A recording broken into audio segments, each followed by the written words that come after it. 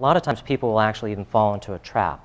And I'm not a psychologist by any stretch of the imagination, but when you're working with people in job search, and I've been doing it for, once again, almost 20 years, people follow almost the same exact emotional pattern time in and time again. And truly, I mean, you can almost put a stopwatch to it. And for any of you who are actually involved in a job search, maybe you're going to find yourself, you know, hey, I'm recognizing I'm in that same situation, that same pattern. But what happens is when people first start into a job search, usually the very first thing that we do is we'll start looking online and, you know, in the newspapers, you know, looking at published opportunities, maybe talking to a few friends here or there, maybe, you know, signing up with a recruiter or two, and you know, not much happens. And the first thing that we do is we condemn the marketplace. We say, oh, well, the economy, it's so bad.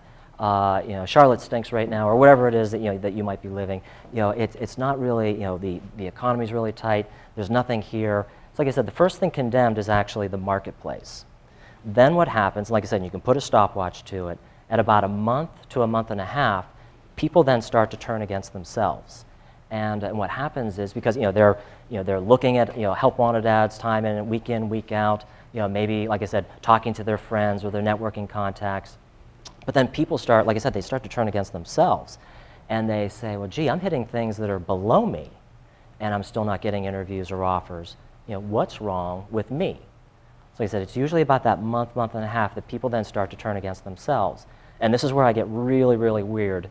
And, but I'm of the belief that your mind is kind of like a perfect computer. So if you ask it a question, it's going to answer it, whether it knows the answer or not. So if you say to yourself, well, gee, what's wrong with me? Why aren't these companies calling me for an interview? Or why aren't they hiring me? Your brain's going to say, okay, I was just asked this question, so I've got to answer it. It's because I don't have enough education in this, or I don't have enough, you know, degrees in this, or certifications, or this or that. So it's going to make it's going to formulate some sort of a response. And then over time, because once again, the weeks go by pretty quickly in job search. You know, it's you know, week in and week out of hitting those help wanted ads, and you keep on asking yourself the same question. You know, why aren't these companies calling me? Why aren't they, you know, calling me in for an interview? And your brain says, well, I was just asked this question, you know, 2 weeks ago. It's because I have too much of this, or I'm, you know, too little of that. And over time, you really begin to beat yourself up from inside.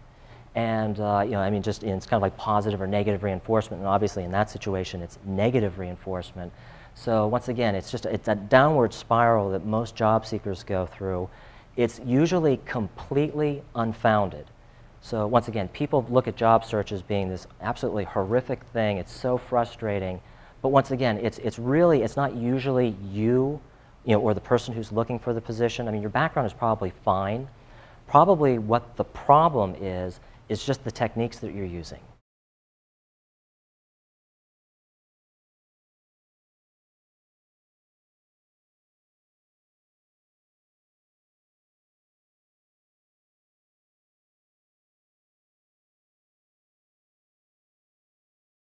And be glad. I mean, that's the easy fix. I mean, if you can correct whatever those techniques might be and do it properly, I think you'll be absolutely amazed at how quickly your job search can turn around.